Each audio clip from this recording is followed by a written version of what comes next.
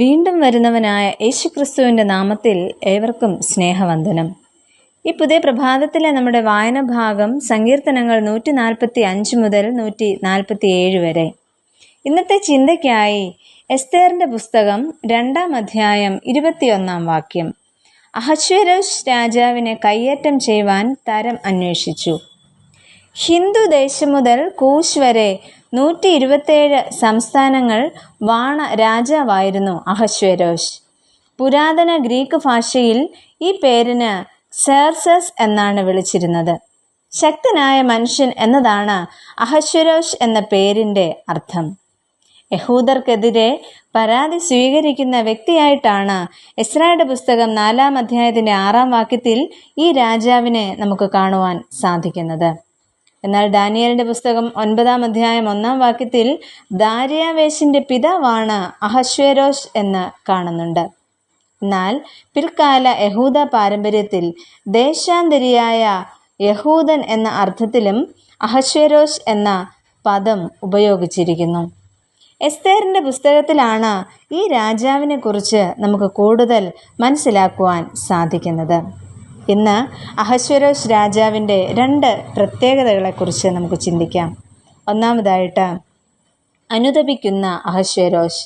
രാജകൽപ്പന മറുത്ത് രാജസദസ്സിലേക്ക് എത്താതിരുന്ന വസ്തിയോട് രാജാവ് ഏറ്റവും കോപിച്ചു.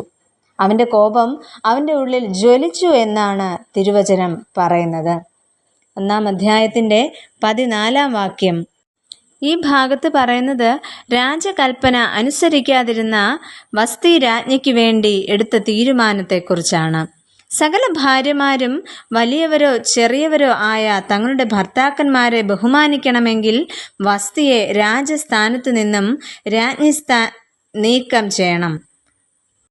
അതിനുശേഷം രാജ്ഞിസ്ഥാനം അവളേക്കാൾ നല്ലവളായ മറ്റൊരുത്തിക്ക് കൊടുക്കുകയും വേണം. അങ്ങനെ രാജകൽപ്പന പുറപ്പെടുവിക്കുന്നു. എന്നാൽ എസ്തേറിൻ്റെ പുസ്തകം 2-ാം അധ്യായത്തിൻ്റെ 1-ാം വാക്യത്തിൽ ഇപ്രകാരം പറയുന്നു: വീഞ്ഞു കുടിച്ച് മത്തനായ രാജാവിൻ്റെ ലഹരി വിട്ടതിനു ശേഷവും ക്രോധം ശമിച്ചു കഴിയുമ്പോഴും അവൻ വസ്തിയെയും അവൾ ചെയ്തതിനെയും അവളെക്കുറിച്ച് കൽപ്പിച്ച വിധിയെയും രാജാവ് ഓർക്കുന്നു എന്ന്. ഇവിടെ വസ്തി എന്ന വ്യക്തി മാതൃകയുള്ള ഒരു വ്യക്തിത്വത്തിനുടമ ആയതിനാലായിരിക്കാം രാജാവ് തുടർന്നും അവളെ ഓർക്കുവാനായിട്ട് ഇടയായത്. രണ്ടാമതായിട്ട്, അനീതിക്കെതിരെ ശക്തമായ നിലപാടുകൾ എടുക്കുന്ന അഹശ്വേരോശ്. എസ്തേർ രാജ്ഞി ഒരുക്കിയ വിരുന്നിൽ പങ്കെടുത്ത രാജാവ് നിന്റെ ആവശ്യം എന്താണെന്ന് ചോദിച്ച് മനസ്സിലാക്കുന്നു. അവിടെ രാജ്ഞി പറയുന്നത് ഇപ്രകാരമാണ്: എൻ്റെ ജീവൻ, എൻ്റെ ജനത്തിൻ്റെ ജീവൻ പരിപാലിക്കണം. എന്നെയും എൻ്റെ ജനത്തെയും വിറ്റുകളഞ്ഞിരിക്കുന്നു എന്നാണ് രാജാവിനോട് ഉണർത്തിക്കുന്നത്. ഇവിടെ ഈ അനീതിക്കെതിരെ രാജാവ് ശക്തമായ നിലപാടുകൾ സ്വീകരിക്കുന്നു. രാജാവ് ഇപ്രകാരം ചോദിക്കുന്നു: അവൻ ആർ? ഇങ്ങനെ ചെയ്യുവാൻ തുനിഞ്ഞവൻ എവിടെ? ഇങ്ങനെ ചോദിക്കുകയും അതിന് കാരണക്കാരനായ ഹാമാനും കുടുംബത്തിനും തക്കതായ ശിക്ഷ നൽകുകയും ചെയ്യുന്നു. തുടർന്ന് പറയുന്നത്, അവർ ഹാമാനെ അവൻ മൊർദെഖായിക്ക് വേണ്ടി നാട്ടിയിരുന്ന കഴുമരത്തിന്മേൽ തന്നെ തൂക്കിക്കളഞ്ഞു. അങ്ങനെ രാജാവിൻ്റെ ക്രോധം ശമിച്ചു എന്ന്. അങ്ങനെയെങ്കിൽ ഇവിടെ നമുക്ക് കാണുവാനായിട്ട് സാധിച്ചത് അനീതിക്കെതിരെ വളരെ ശക്തമായ നിലപാടുകൾ എടുക്കുന്ന ഒരു രാജാവിനെ കുറിച്ചാണ്. നമ്മുടെയും ജീവിതത്തെ നമുക്കൊന്ന് ശോധന ചെയ്യാം.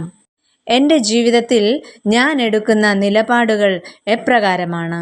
നമ്മുടെ ജീവിതത്തിൽ കഴിഞ്ഞുപോയ കാര്യങ്ങളെക്കുറിച്ച് ഓർക്കുവാനും തിരുത്തേണ്ട ഇടങ്ങളിൽ തിരുത്തലുകൾ വരുത്തുവാനും അനീതിക്കെതിരെ ശക്തമായ നിലപാടുകൾ സ്വീകരിക്കുവാനും ദൈവം നമ്മെ ഓരോരുത്തരെയും സഹായിക്കുമാറാകട്ടെ.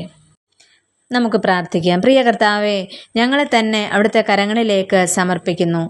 ഞങ്ങളുടെ ജീവിതത്തിൽ വ്യക്തതയുള്ളവരായി തീരുവാനും അനീതിക്കെതിരെ വിരൽ ചൂണ്ടുവാനും ഞങ്ങളെ സഹായിക്കണമേ.